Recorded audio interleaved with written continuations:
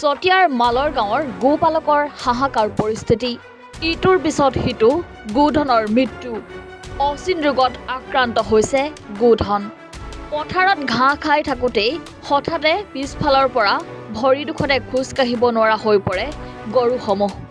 এই অচিন ৰোগে গাই গৰু আৰু পোৱালিক বেছিকৈ আক্ৰমণ কৰিছে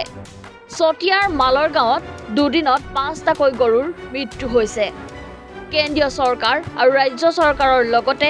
বিভিন্ন সংগঠনে গোমাতা সুৰক্ষাৰ বাবে বিভিন্ন সময়ত সৰব হৈ পৰা দেখা যায় কিন্তু বৰ্তমান বিনা চিকিৎসাত গোমাতাৰ মৃত্যু হোৱাত নীৰৱ দৰ্শকৰ ভূমিকাত আছে দল সংগঠন অসমৰ পশুপালন আৰু পশু চিকিৎসা বিভাগে যদি এই বিষয়টোক গুৰুত্ব নিদিয়ে তেন্তে বহু গোধনৰ মৃত্যু হোৱাটো নিশ্চিত বিষয়াক জনাওঁ যে বৰ্তমান মালৰ গাঁৱত আমি ডক্টৰৰ মতে বুজিব পাৰিছোঁ এইটো কি জহৰ বেমাৰ বুলি কৈছে এই বেমাৰটোত প্ৰায় গৰুবোৰ পৰিছে আৰু মৰিছে সিৰতি গাড়ী কেইবাজনীও মৰা ইতিমধ্যে আমি গম পাইছোঁ মালৰ গাঁৱত